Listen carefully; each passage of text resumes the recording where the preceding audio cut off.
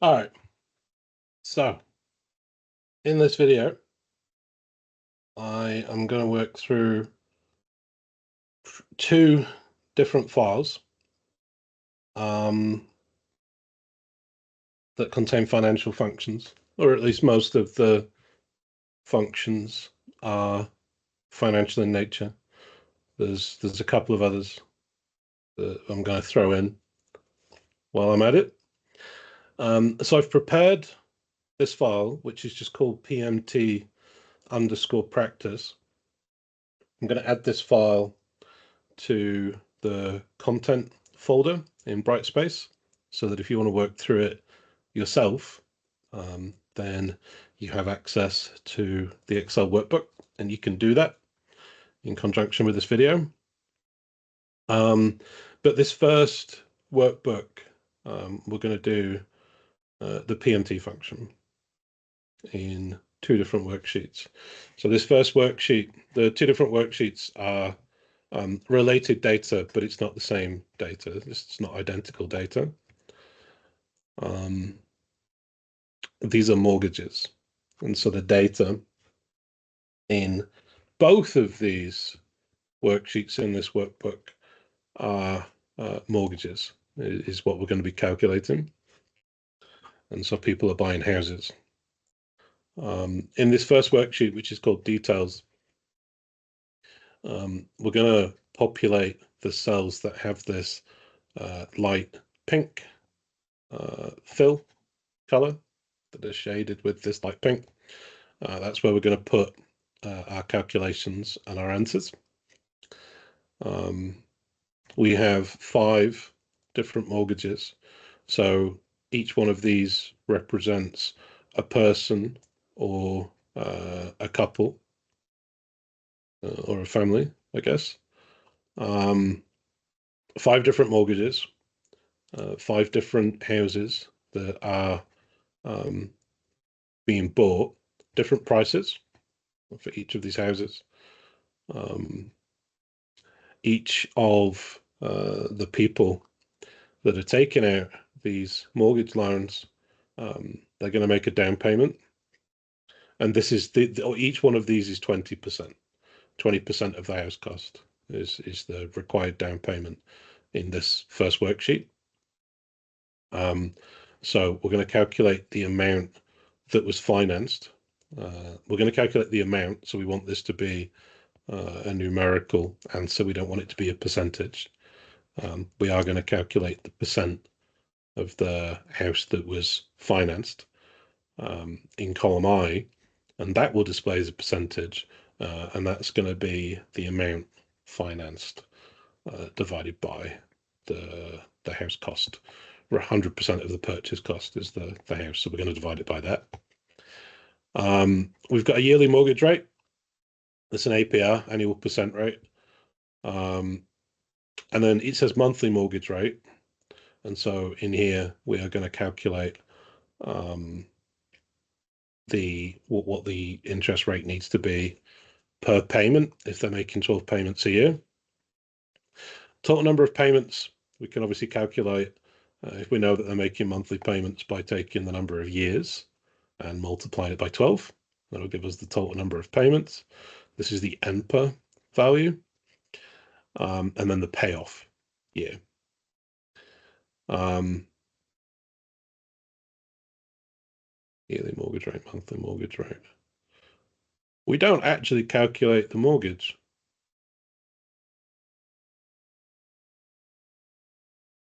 Which is frustrating. I'm going to add that in because we're supposed to be learning about the payment function. So that's okay. We can do that. Payoff year. Where would I put it? House cost down payment amount financed. Mortgage rate, monthly mortgage rate. This is the NPA. I think probably we'll insert it here. And then this is their, I'm going to have to put monthly,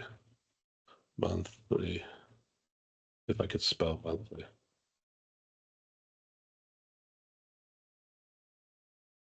Monthly mortgage payment is going to go in here. and it just says mortgage payments. So that's okay. All right. So, this first person or this first couple, they're buying a house, $500,000. They're going to put 20% down, so they pay the first $100,000 towards the house, and then they're going to borrow the remaining money, and so they're going to borrow $400,000. That's going to be the amount that was financed. The bank has said that it will lend them the amount financed value, so $400,000 for the first person, provided that that person agrees to repay all of the money that was borrowed plus an additional 4.625% a year calculated on the outstanding balance. And they're going to repay that money that they borrowed to buy a house over 30 years. They're going to make monthly payments, 30 years of payments, which is 360 payments in total, I think. We're going to calculate the mortgage payment using the PMT function. We need access to the monthly mortgage rate value, and we need access to the total number of payments that they're going to make. That will allow us to figure out how much they have to pay monthly to repay this money. We'll calculate the amount financed, but that's really easy. And then we'll calculate what year they can expect to make their last payment. And so if this is a 30-year mortgage and they signed the agreement in May of 2012, then they're going to make their last payment in 2042. And so that's what we expect as the answer for the payoff year. And then we're going to come down here and calculate the summed totals for house costs and down payment and amount financed. We can actually build one formula in B13 that references this range. And if we leave it relative, because of the arrangement of the data, house cost, down payment, amount financed, then we'll be able to just copy that formula across to get 3 answers per row with one formula. Then we'll do the average function, median function, min function, max function, and then count function, all as one formula that we can copy across.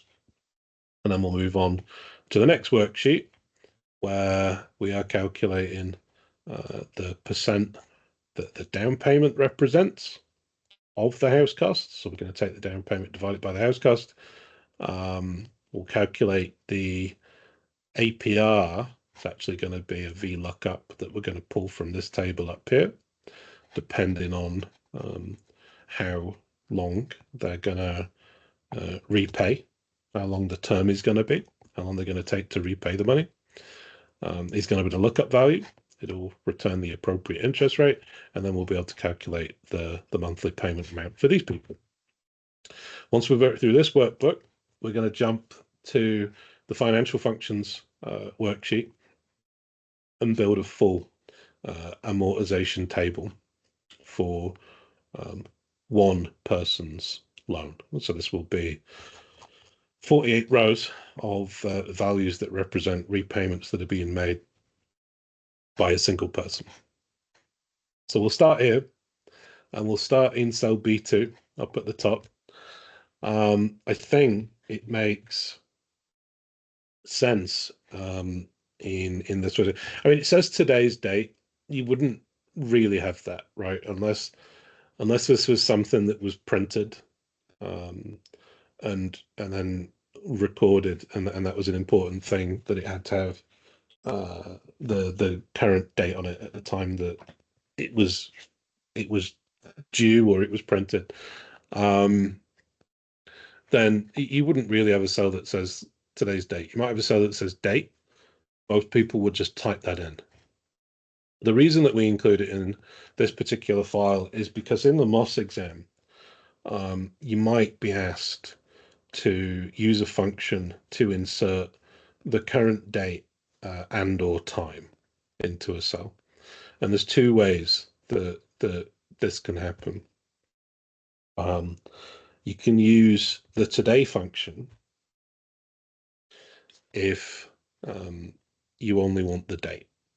And so the today function, it says it returns the current date and it formats it as a date. This cell is already formatted as a date. You can see that I've got the cell selected. I haven't yet put a calculation in here. I'm just typing something in that cell, but that cell is already formatted as date. The today function doesn't have any arguments. You could open it up. You could open the function dialog box up and take a look, but it says that this function takes no arguments, and it also says that the formula result, the answer that it provides, is volatile. And what that means in Excel is that this function won't always give you the exact same answer. And that makes sense because it returns the current date. And if I open this file up on a different day, the answer that the function resolves to should be different to what the answer resolves to today, which is the 14th of November 2024. So this is one option that you've got. Another option is the now function, which also doesn't have any arguments and is volatile. You could do the now function, and the only difference is that the today function can only access the date, but the now function can access the date and the time if that's something that you're interested in. And so the cell is formatted as a date, which is fine, but there are different types of date formatting that you could use. If you expand the number format dialog box, it'll take us to the date option because that's how the cell is currently formatted. And it lets you pick a bunch of different formats. So this is the short date format, which is currently selected, but then this would be the long date format. So it's got the name of the day, the month, the numerical date, and the year. So our example is going to read Thursday, November 14th, 2024 in full. And I can have it display this instead of the short date format. But if you keep scrolling down, there are a couple, there aren't many, but there are a couple of formats in here that allow you to include the time. And so I'm recording this at 2:14. And as you can see, I've already used that function now. So that's now in the cell. And I used it over a minute ago now. And this is the time that it had access to. Make that cell a little bit wider, 2:15 p.m. Now this won't continue to update. So in a minute, this won't change and say 2:16 p.m. Once it's in the cell, it's in the cell. I would have to save this file, close this file, and then reopen it at a later time in order for the time to change. Normally, people just want the date. And so I would normally put short date or long date in there. No, people don't want it to be that specific. If you save and close this file, reopen it in a week, this would say the 21st of November. It would recalculate when you reopen the file. But today and now you can use interchangeably as long as you're only displaying the date. If you want access to the time, you have to use the now function. I don't have a preference as to which function you use. Completely up to you. All right, let's start working on some of this monetary data. We have 5 loans. They're all mortgages. People buying houses. And so we've got the loan numbers in column A. We've got the house costs for each of those loans in column B. And then each of those people or each of those couples, they're bringing some money to the equation. And so typically one of the requirements when you take out a mortgage is that you include a deposit. You bring some money to the actual calculation, to the purchase, and so sometimes there's a minimum requirement. The days of 0% mortgages are 100% mortgages are long done. most banks, most big lenders want you to have around a 20% deposit now. So you have to pay, if your house costs $500,000 and you were paying 20% as a down payment, you have to have $100,000 to bring to the purchase, and then the bank will make up the rest. And so that's what these values are. The amount financed then is equal to the house cost minus the down payment. So this is the amount of money that was actually borrowed by the bank. So when we work out the payment, the mortgage payment in column I now, the PV value, the present value, the amount of money that needs to be repaid is going to be the amount financed value, not the house cost. All right, so that's the amount financed. The monthly mortgage rate, because they're making 12 payments a year, they're paying their mortgage repayment monthly. We have access to the yearly mortgage rate that was agreed with the bank before this money was borrowed. And so this amount is representative of 12 months worth of payments. So this is an annual percent rate, APR, or a yearly mortgage rate. You can call it either. And so we need to convert that value into a monthly denomination, and they're making 12 payments a year. So I'm going to say take the yearly mortgage rate and divide it by the value that's in cell B3. I'm going to make my reference to cell B3 absolute, so that doesn't move. You could just type 12 in, and then we'll copy it down. E5 divided by the value in B3. Y, there we go, as a percentage maybe. There we go. All right, that's better. All right. It was rounding, they were all rounding down. None of these values are big enough for it to round up, so they were all rounding down to 0.0. But if you turn it to a percentage and then give it 3 decimal places, you'll be able to see that this is just a monthly mortgage rate. All right, it's a periodic interest rate for our payment function. Total number of payments, very similar. They're making 12 payments a year. First person is taking out their mortgage over 30 years. And so to calculate the total number of payments, we'll take the number of years that they're going to repay this mortgage over, and we will multiply it. Why, what did I do? Hang on. Escape. There we go. Not this. That would be, Excel's being stupid. Why are you being like this?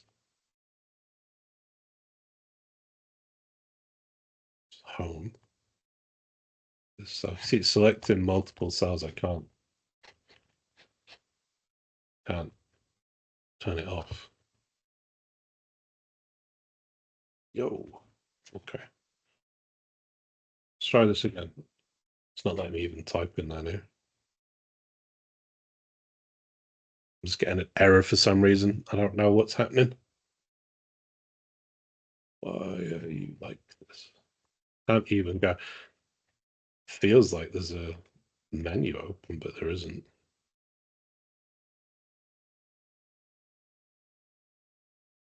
There we go. Weird. All right, not sure what happened there, but I think I fixed it. We'll see now. Can I type equals? Yes, I can. It's going to be equal to the number of years multiplied by the value that's in cell B3, which is absolute. 360 payments for the first loan, 240 for the second, 180 for the third, 300, 360. Okay, so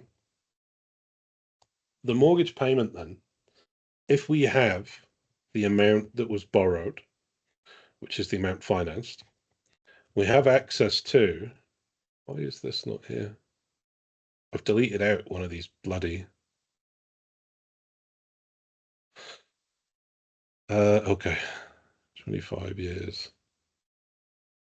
I don't really want to undo it. I'm just going to take this interest rate. I don't really care. If we've got access to the amount that was borrowed, we've got access to a periodic rate, so the amount of interest that's applied per payment, and we've got access to the total number of payments that are being made, we can use the PMT function to calculate their actual mortgage amount. And so we need to give it the periodic rate. This represents months, so I don't need to do any further conversion. I already converted it in column F. A reference to the number of payments that are being made. So this is number of periods, the total number of payments for the loan in this field. So that's 360. And then a negative reference to the amount of money that was borrowed, like this. And I can leave all of these relative. I'm going to copy them down by 5 rows, and I want them to move to the appropriate values in each of these rows. The first person's mortgage is going to be $2,056 and then 56 cents. We can copy this down, get different amounts.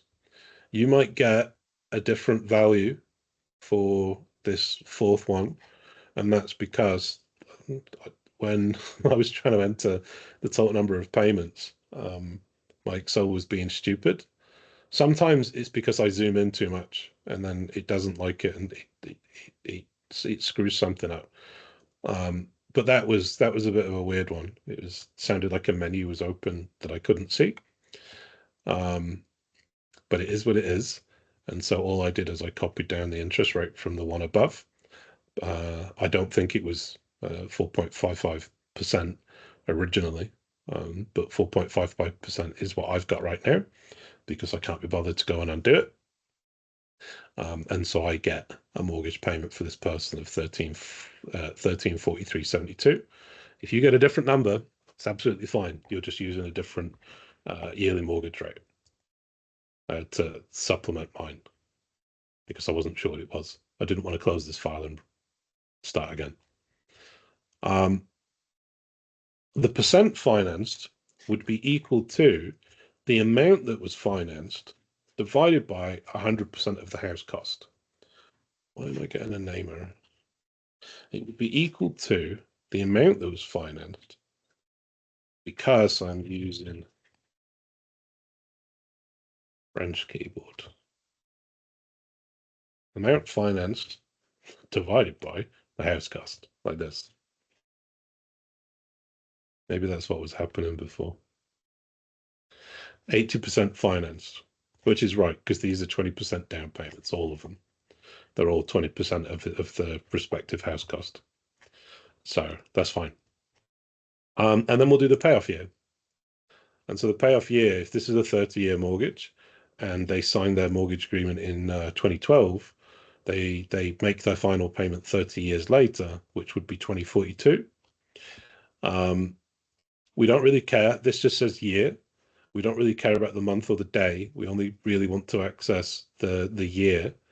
To do that, we can use the year function, and we can give it the first date. You'll see that it then is going to extract just 2012. So that's the first part of what we need. So this is going to extract just the month, just the year rather, for each of these dates. And this is set as just a number at the moment, which is good. And then we're going to go into our formula. We've extracted the year, and we're going to add. We're going to say plus 30. So plus the value from G5 would give me 2042 in that first row, 2032 in the second row, 2028 in the third, 2038 in the fourth, and 2044 in the fifth. It's a 30-year mortgage. They signed the agreement in 2014. 2014 or 2014 plus 30 is 2044. Take these values. If these display as dates, and it says something stupid like 1905, maybe, in that first row, change the number format for this group of cells to number instead with 0 decimal places, and then it'll show the appropriate value. So these are the payoff years. Total house cost would be the sum of these values. That's the total of the house costs in this worksheet of all the house costs. I'm going to do B5 to B9, and I'm going to leave it relative so that I can copy this to the right.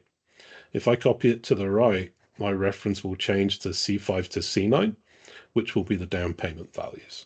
Copy it right again, because it's relative, it will move from B to C and then from C to D. So then it'll be looking at D5 to D9, which is the amount, finance values. So I can just copy these across.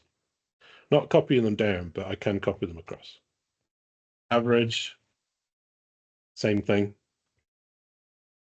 As long as you get the house cost value, because the data is arranged in this range of cells the same way it's arranged above, and it's the same values in the same columns, then you can just copy across without any issues. Identify the median, which is going to give us numbers that do exist. And so all it's going to do, the median function, you don't really need to know what it's going to do, but all it will do is going to take these values and it's going to put them in order. We don't see it happen. It happens instantly in the back end of the function. We don't actually see the numbers rearrange themselves, but that's what happens. And then it's going to identify the middle value. So because there's 5 of them, it will be the third value into an ordered set. And so if you did this smallest to largest, it would be 125, 500 would be the smallest, that would be number 1, then 250, then 300, then 402, then 500. So 300, 650 would be in the middle. That would be in position number 3 of 5. So that's what we get as our median value. That would then be the middle value in that range of values. Min function and then max function, stupidly easy to use. Max is 100% identical to min.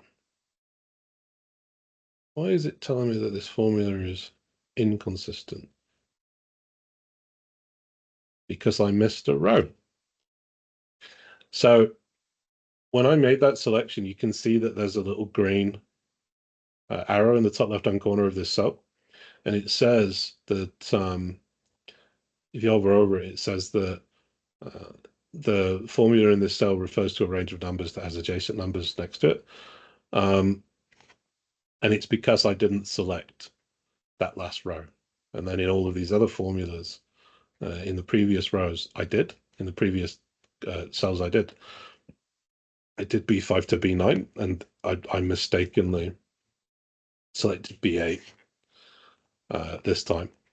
And so it let me know that the formula in this cell was inconsistent to cells in this area.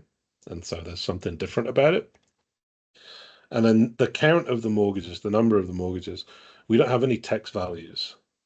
So we should just be able to use the regular count function. And I'll just count the house costs. It says there's 5 different values in that range. It's 5 mortgages, 5 and 5. Fine. All right, that's that first worksheet. The second worksheet in this file wants us to calculate, it's this 5 mortgages again, different houses, they're different house prices, different down payment amounts, not all of them are 20%. And then the amount financed is equal to the house cost minus the down payment. We want to calculate the percentage that the down payment represents. So we're going to say the down payment percentage is equal to the down payment amount divided by the house cost. And so we get 18.7%, 22%, 13%, 50.7%, which is really high, and then 21.9%. They want to buy a house that costs almost $300,000, but they're bringing the first $145,000 with them. This is their money that they're bringing to this loan, which means that they need to borrow only $140,900. So it's really big down payment. And because the amount financed is so low, they then don't need to repay the loan over 25 or 30 years. They can get it done in 15 years. The APR is the annual percent rate. We have that information up in column B. So B2 through B4 contains varying yearly interest rates, and they vary by mortgage term. And so if you have a 25-year mortgage term, your APR in this example would be 4.5%. If you've got a 30-year mortgage term, your APR would be 4.75%. And so we're going to do this as a VLOOKUP. And we're going to ask Excel to search for the mortgage term from cell F7. We're going to ask it to search this range of cells, A2 to B4, which I'm going to make absolute so that it doesn't move when I copy this formula down in column G. And then of the two columns, I want to return the APRs, and they are in the second column. I'm also going to force an exact match. I don't need it, the range lookup argument, because these are ordered, so I would never need it, but there's no reason not to include it. We'll reduce this to 2 decimal places. We don't actually need either of those to be displayed as 3 decimal places. All right. So those are the APRs. Now, we want to calculate monthly payments. We're going to do that using the PMT function. If we're calculating monthly payments, we need to feed the function monthly values, or values that are in a monthly denomination for the first 2 arguments. So we need to give it what's called a periodic interest rate. It says here that the rate is the interest rate per period for the loan. So not for the year, per period. By period, it means how frequently they're making their payments. So if you're making monthly payments, it wants a monthly interest rate. So if you were doing quarterly payments, you would take your 6% APR value and you would divide it by 4. And what we're going to do is take our APR value from G7 and we're going to divide it by 12 instead, because they're making monthly payments, not quarterly payments. The NPA is the total number of payments for the loan, which we can calculate with the mortgage term and the frequency of the payments. So F7 multiplied by 12 would be 300 payments in total. And then if we make a negative reference to the amount of money that was borrowed, it doesn't really need to be a negative reference, but if you don't make it if you make a positive reference, then the answer will be negative. So it depends how you want to view your answer. Then it would calculate the first person's mortgage for us. And that's what we would end up with. These are the mortgage amounts for these people, these yearly interest rates, which are not terrible, on these amounts financed over this amount of time. So that should be fairly straightforward. Let's just have a look at this, the amount financed. Yeah, it's a bigger value, so you end up with a bigger mortgage payment. Not terrible. That's the payment function. So I'll jump from this worksheet to this one. This is the financial functions worksheet. I'll make sure these are in the same folder under content in Brightspace. so that you can access both of these workbooks. And this is not a mortgage. It's a loan. And so mortgages are loans too. And so it has all of the same moving parts. But typically the term is going to be smaller than it would be for a mortgage. There's usually no down payment for a regular loan. They don't need to pay over as long a period, and then the payment amount is smaller because the money that they're borrowing is typically smaller. So the first thing that we need to work out, we already know the payment amount that they're going to make. It's in cell B2. We know that they're making 12 payments a year. So it's a loan where the money is going to be repaid monthly for however many years. And this says 4. So I already know that they're going to make 48 payments. 12 payments a year for 4 years is 48.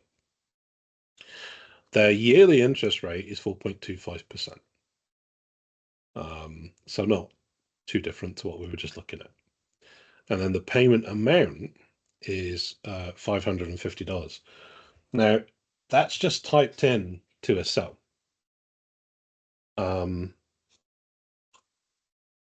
We haven't used the PMT function to calculate that amount, and you can't right now because you don't know all of the other pieces. Well, you do have all of the other pieces of the puzzle, but you need to convert them into that monthly values, the same denomination that you want your answer in.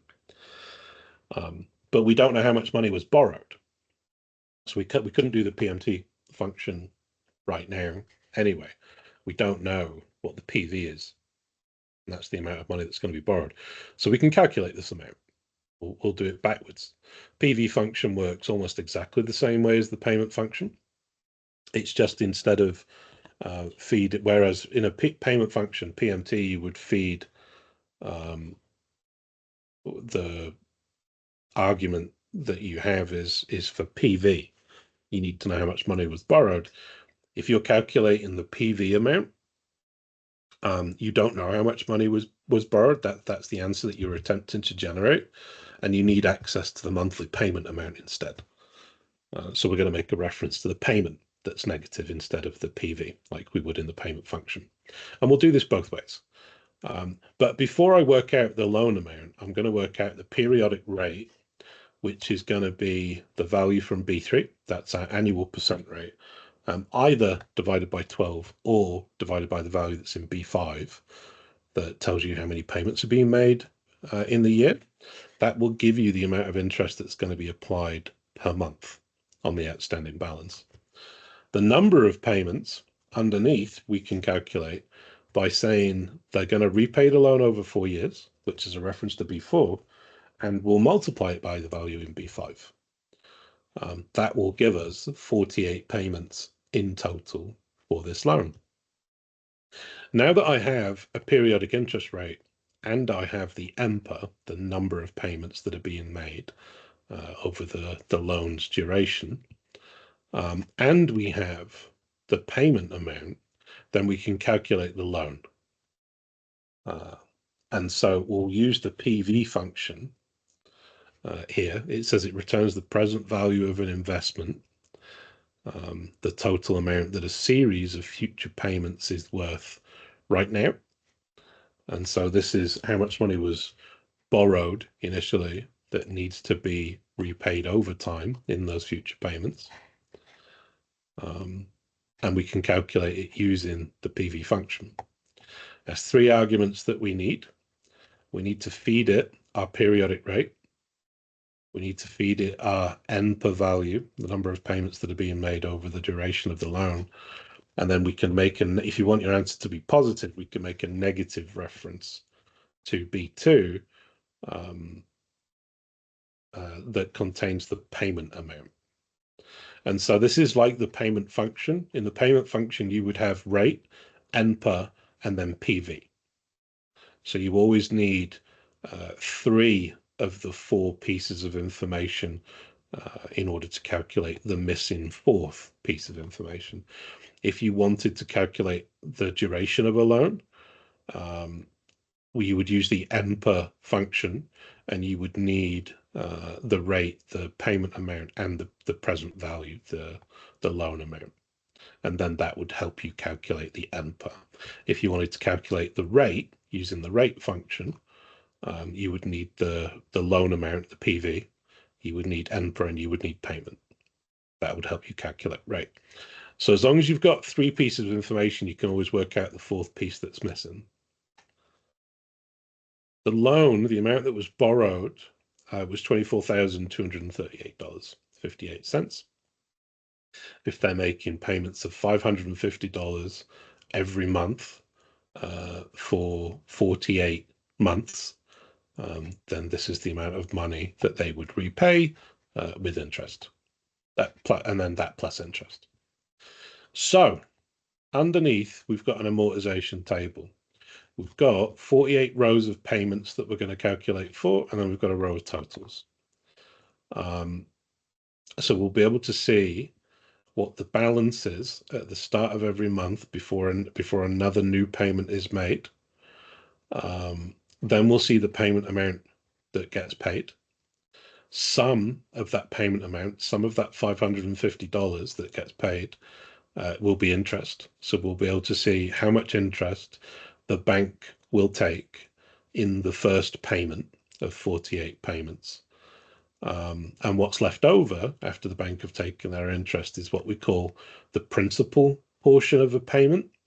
And so we're gonna put that value in column E.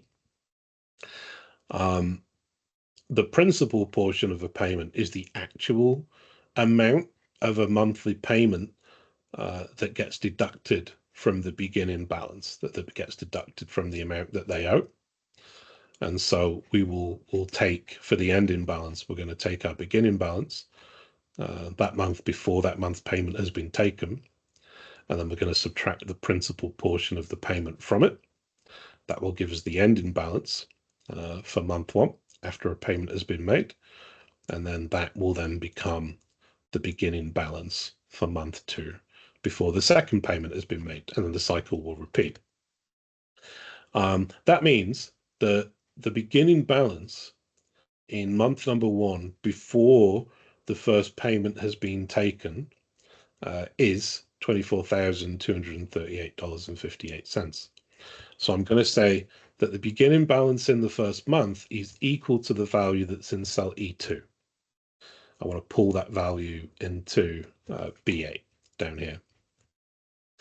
I don't need to make it an absolute cell reference. I can leave it as a relative cell reference. I'm not actually going to copy it anywhere. This is the only reference in this amortization table where I'm not going to copy it down a column, not from row 1. So in the first month, before a payment is made, this is how much they owe. Then they make a monthly payment, and that's the value from cell B2. But I'm going to make this absolute because I do want to copy this down. It needs to be the same amount every single month. Every single payment, all 48 payments are all going to be $550. So if I make an absolute cell reference to B2, it always looks at B2 every time it calls that formula. So in all 48 of these cells, I want $550. All right. So they owe $24,238.58 before they make their first payment. Then they make a payment of $550. But $550 isn't what gets deducted from the balance that they owe, because the bank charges them interest, and it happens on a per payment basis. Some, not a lot, but some, not a lot in this loan, but it can be a lot in other loans. Some of that $550 gets deducted as an interest payment, and that's what the bank keep.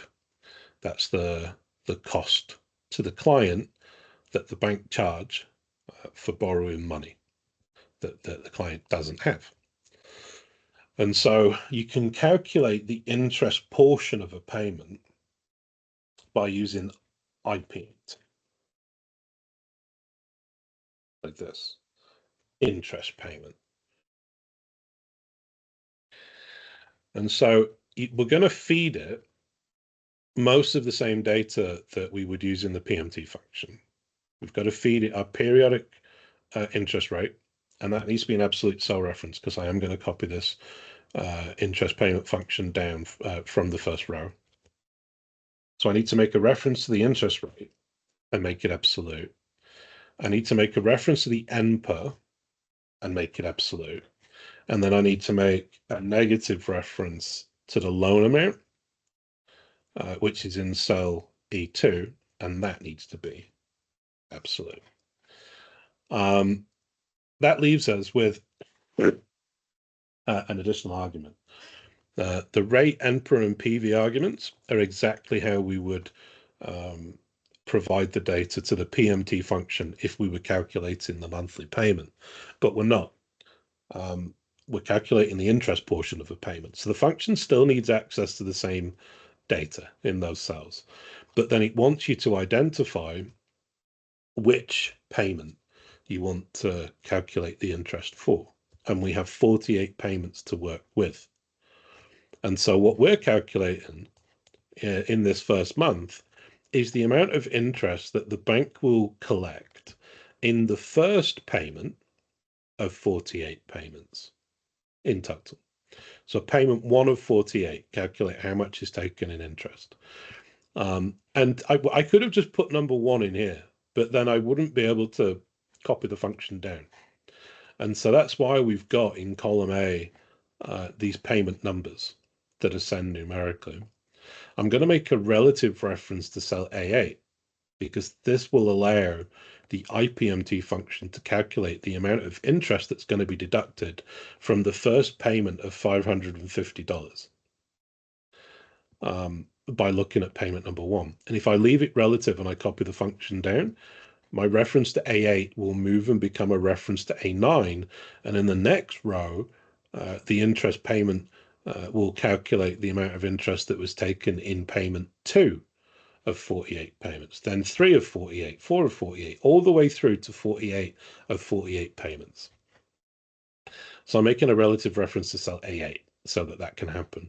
And it says that the client pays $550 as their loan repayment in month 1. And the bank keep the first $85.84. Gets deducted from the $550 payment. The bank keep it, and whatever's left is actually what gets deducted from the balance that you owe. So that's the interest portion of our payment. And if I copy the IPMT function down in column D, you'll see that the value that it resolves to in each row gets smaller and smaller and smaller. Not by a lot, only by a little, but smaller. And that's because in month 1, the bank is going to take the most amount of interest because the balance that they owe at that point in time is at its largest point. So it calculates the interest on the beginning balance amount. When we go down to month number 2, some of the first payment in month 1 was deducted as interest, but not all of it, which means what gets left over, and it's going to be 465, something like that, is going to be what's left over. That amount gets deducted from the beginning balance. And then in month 2, the beginning balance is lower, which means the interest is applied against the lower balance. And then they owe less interest because the balance is lower.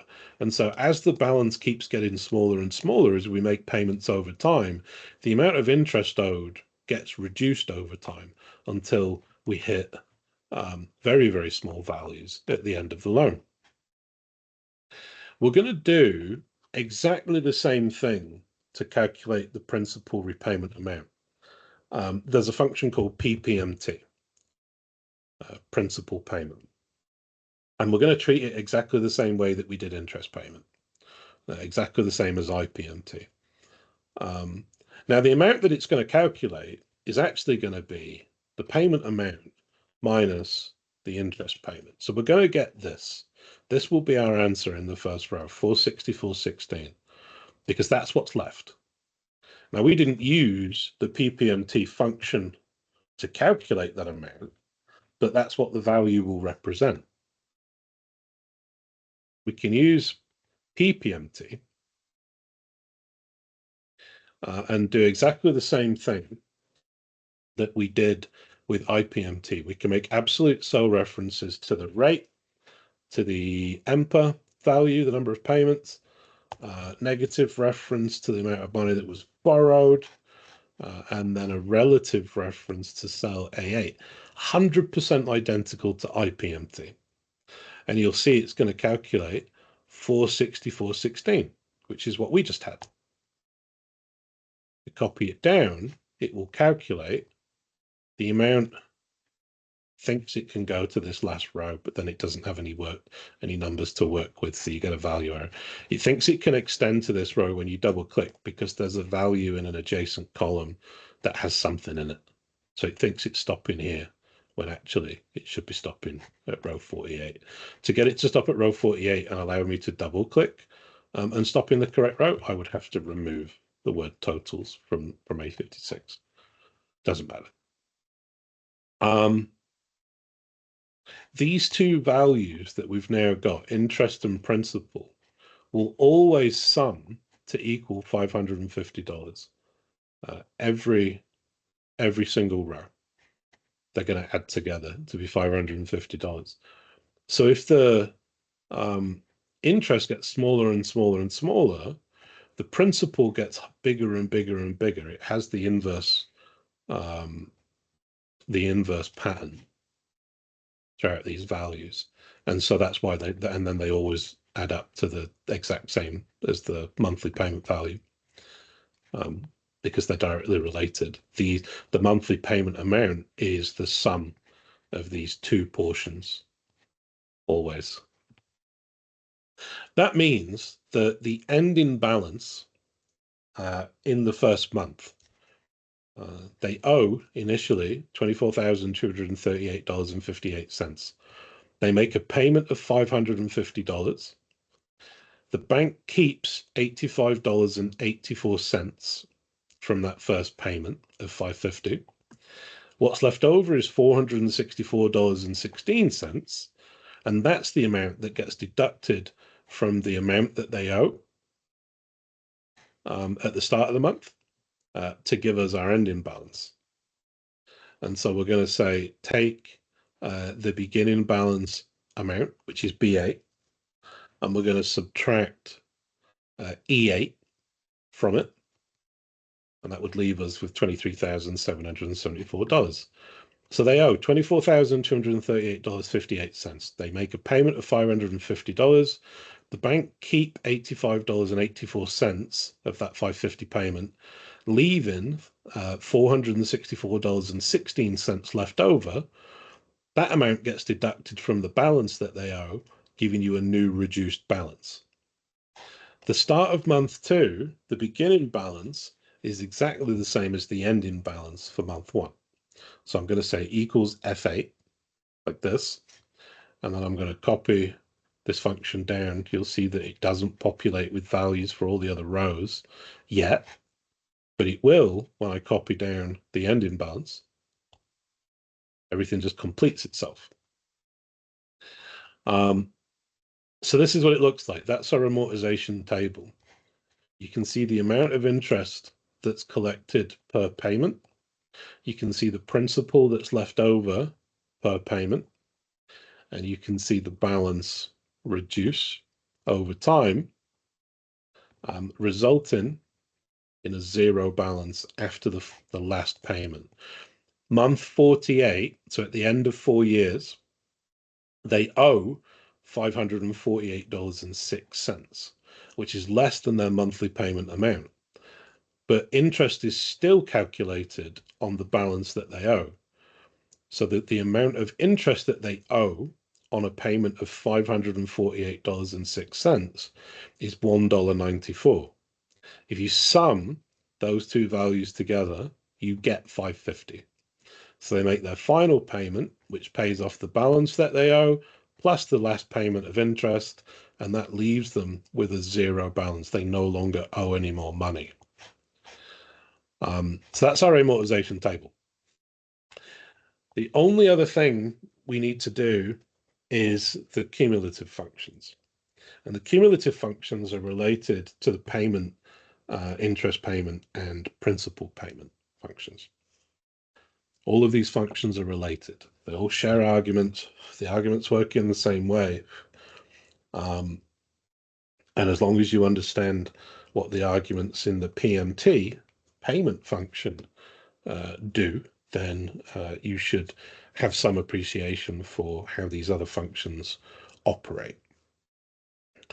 The cumulative interest is how much interest is collected so far at that given point in time. And so you wouldn't necessarily work this out in a range like this for all 48 payments. You could do. A lot of people would just use these functions, cumulative interest and cumulative principal, to calculate just a single value. How much interest is collected over the term of the loan is usually what most people are going to be interested in. And I'll show you both. We'll do the overall interest collected for the duration of the loan first, and then we'll turn it into a range answer that we can copy down so we can see the interest being added over time. They work in a very, very similar fashion to the payment, the interest payment and the principal payment functions, in that IPMT, in that the arguments are the same or similar. We've got rate, we've got EMPA, we've got PV. We know what to put in here. We know that the rate is in cell E3. And I'm just going to make these absolute because I am eventually going to copy these down. So I am going to make them absolute. If you were just doing them in a single cell, then you wouldn't need to. But I'm going to copy it down, and I don't want these references to move. We know how many payments they're making over the duration of the loan. They're making 48 payments. And we know you can't make a negative reference to PV in the two cumulative functions. I wish you could. There's no good reason why you can't, but Microsoft are dumb. And so they don't let you. The way that the function calculates doesn't allow this argument to be negative. So we have to make a positive reference to E2. It just means that the answer will be negative. It's fine. Our PD is the value that's in cell E2. So we know what to put here in these first three arguments, but there are three more arguments that are required. You can see that they're all bold. You have to have them. Start period, end period, and type. Well, if you wanted to calculate the amount of interest, all type is the timing of the payment, and you put 0 or you put 1 to specify beginning of the month or end of the month. So we're just going to say take the payment at the end of the month. Doesn't matter. But these two arguments are important. And so the start period is the first period in the calculation, and the end period is the last period in the calculation. And it says that this function returns the cumulative interest paid between two periods. So if you wanted to calculate the amount of interest that was collected overall by the bank over 48 payments, you would say between payments 1 and 48, inclusive of payments 1 and 48, how much interest was collected by the bank in total? $2,161.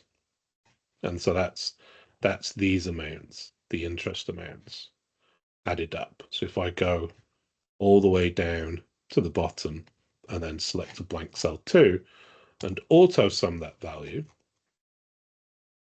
The amount of interest that was collected in total was $2,161, which is exactly what we had in that cumulative function. So I'm going to go back into the function. I'm going to repopulate rate and per PV, all relative references, all absolute references, 0 in type, and then we need start period and end period. So you would have to put 1 to 48. So inclusive of and then that range of payments, starting with payment 1 and ending with payment 48, how much interest does the bank take overall? If we wanted, and that would give you an answer that represents 48 interest payments.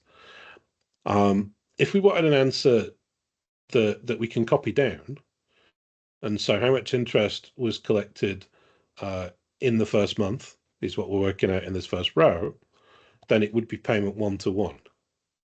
First of the first payment, but everything between payments 1 and 1. If you wanted to calculate how much interest was collected in the first 6 months, then you would need 1 and 6. So between the first and sixth payment, inclusive of those, how much interest was collected. And all it does is work out the interest and then sum the values. In the first year, 1 and 12. In the first 2 years, 1 and 24. But we want an answer that we can copy down, which means we're going to have to make references to column A again, these payment numbers, instead of typing them in.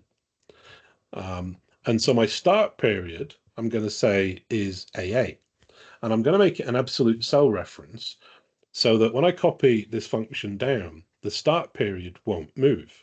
And it will always be payment 1. And then in the first row, it's payment 1 to 1. And then it's going to be payment, when I copy the formula down by 1 row, it will become payments 1 to 2. When I copy it down 2 rows, it becomes payments 1 to 3, and then so on. So my end period is also going to be a reference to cell A8, but it's going to be relative. I'm going to let it move when I copy the formula down, so that in the first row, it works out the interest payment in the first payment 1. And then it's going to work out the interest in payments 1 and 2, and then 1 through 3, and 1 through 4, and 1 through 5, and 1 through 6, all the way down to 1 through 48. So if I click OK, and then copy this down, you'll see it's in brackets because technically it's a negative answer. In the last row, in our function, it's looking at payments 1 to 48. And that's because we let our end period move. We made it a relative cell reference so that it can move with the formula. What this means is that in the first month, we get the exact same value for the cumulative interest function that we got for the interest function. And then in the second month, we get a different answer. But if I was to insert a column here and say, I would like to sum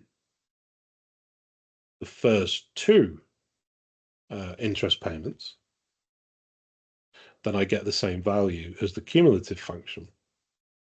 And if I was to sum the first 3 interest payments, I get the same value as the cumulative function. And so you can keep going.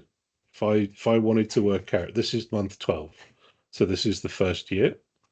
If I was to sum the amount of interest that was collected in the first year,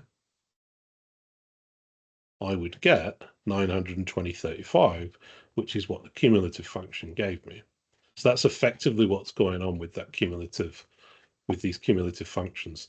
It's calculating the value in the first month, and then it's calculating the sum of the first 2, the sum of the first 3, sum of the first 4, sum of the first 5, sum of the first 6, sum of the first 7, and so on as it goes.